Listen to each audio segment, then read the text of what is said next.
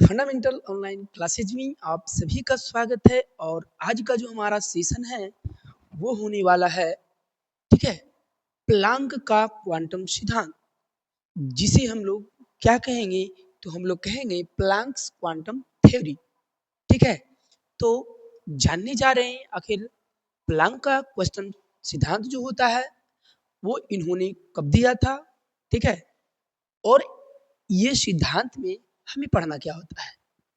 ठीक है, तो सबसे पहले हम ये जानेंगे कि आखिर प्लांक का क्वांटम सिद्धांत, ठीक है, ये स्वयं दिए थे और 1901 ईस्वी में इन्होंने इस सिद्धांत का प्रतिपादन किया था।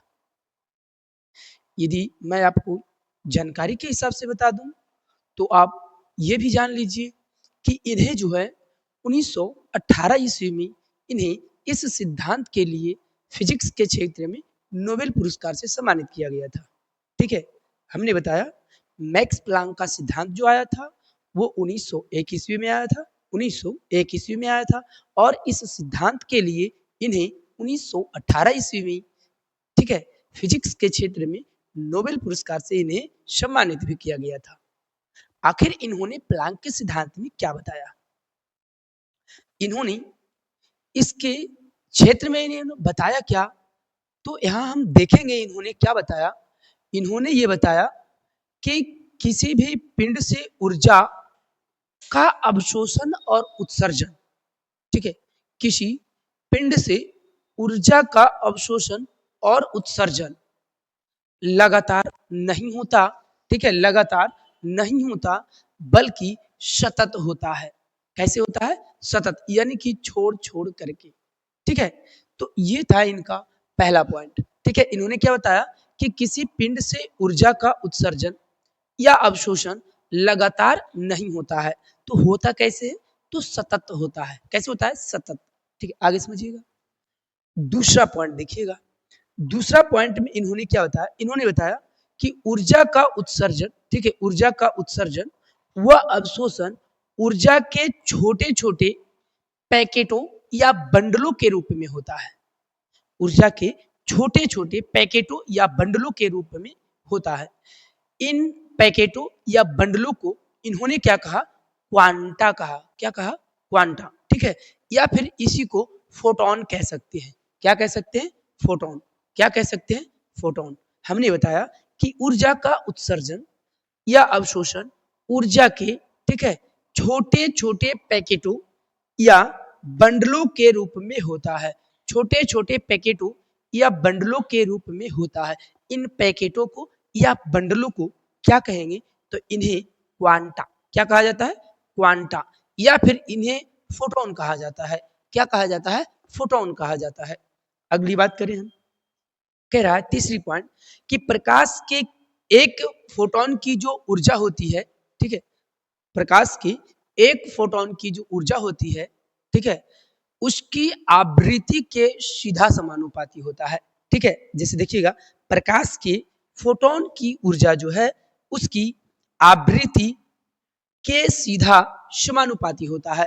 और जब हम सीधा समानुपाती कहते हैं तो क्या होता है? सीधा समानुपाती के मतलब ये होता है कि ई बराबर, ठीक है, ई बराबर, यहाँ पे समझिएगा, ई बराबर क्या हो जाएगा? ई समानुपाती, ई समानुपाती किसके? ऊर्जा जो है आवृत्ति के न्यू के समानुपाती होगा। न्यू के समानुपाती होगा। मैक्स प्लैंक ने क्या किया? इस समानुपाती स्थिरांक के लिए, ठीक है, कांस्टेंट के लिए एच लगा दिया। जैसे यहाँ पे समझिएगा, ई जो था equal to H into nu. अब ये बात पता चलना चाहिए कि आखिर एच क्या है। ठीक है, एच जो होता है, जहां हम बोल सकते हैं यहाँ पे, जहां जहां एच क्या है? प्लांक नियतांक है। क्या है? प्लांक नियतांक। क्या है? प्लांक नियतांक है। क्या है? प्लांक नियतांक है। ठीक है, इसके अलावा हम लोग इसके पहले टॉपिक में हम लोग पढ़ चुके हैं। क्या पढ़े हैं? तो हम लोग पढ़े हैं, ठीक है, क्या पढ़े हैं हम लोग? तो हम लोग यहाँ पे पढ़े हैं, जैसे ये न्यू है ना, तो न्यू बराबर यानी आवृत्ति बराबर क्या होता है? प्रकाश की चाल यानी सी बटे लेमडा होता है। ठीक है, ये हम लोग जानते हैं। अगर इसके हिसाब से इसका मान इसमें रखा जाए तो देखिए क्या मिल जाएगा, ई बराबर में क्या मिल जाएगा, जब यहाँ पे एच का तो एच रह जाएगा, ठीक है, यहाँ से न्यू हटाते हैं तो क्या मिल जाएगा यहाँ पे सी, और ये बटा में क्या आ जाएगा लेमडा। तो यहाँ पे हमारे पास फॉर्मूला जो आ गया ये आ गया, ठीक है। अब यहाँ पे आप कहिएगा कि आखिर ये क्या है, तो ये समझ लेते हैं। हम लोग ई जान लिए, ई क्या था, तो क्या था, फोटोन की ऊर्जा था, क्या था, फोटोन की ऊर्जा था, बोल सकते हैं फोटोन की ऊर्जा, फोटोन की ऊर्जा, ठीक है, फोटोन की ऊर्जा हो गया, ठीक है। इसके अलावा एच तो हम लोग जान गए कि क्या है, प्लांक नियतांक है, और सी क्या है, तो सी होता है प्रकाश का चाल, क्या होता है, प्रकाश का चाल, प्रकाश भी बोल सकते हैं और विकिरण भी बोल सकते हैं, ठीक है। और इसका वैल्यू क्या हो जाएगा, तो 3 गुनी 10 पर पावर 8 मीटर पर सेकेंड होगा, 3 गुनी 10 पर पावर 8 मीटर पर सेकेंड होगा। और यहाँ क्या बच गया, तरंग धैर्य, तरंग धैर्य, ठीक है, लेमडा को हम लोग क्या लिखते हैं, तरंग धैर्य, क्या लिखेंगे, तरंग धैर्य, तरंग धैर्य, ये हो गया, ठीक है, तरंग धैर्य। तो हमने ये कंप्लीट किया कि आखिर प्लांक का जो क्वांटम सिद्धांत था उसमें क्या पढ़ना था, ठीक है, प्लांक के क्वांटम सिद्धांत में क्या पढ़ना था। फिर से एक बार आप सुन लीजिएगा, ठीक है। प्लांक ने ये सिद्धांत जो दिया था 1901 ईस्वी में दिया था, और इन्हें 1918 ईस्वी में फिजिक्स के क्षेत्र में, इसी थ्योरी के लिए फिजिक्स के क्षेत्र में इन्हें नोबेल पुरस्कार से सम्मानित किया गया था। इन्होंने फर्स्ट पॉइंट में बताया कि जो किसी पिंड से प्रकाश का उत्सर्जन और अवशोषण जो होता है वो लगातार नहीं होता है, बल्कि कैसे होता है, तो सतत होता है, कैसे होता है, सतत होता है। दूसरा पॉइंट में इन्होंने बताया कि ऊर्जा का अवशोषण और उत्सर्जन छोटे छोटे पैकेटों या बंडलों के रूप में होता है।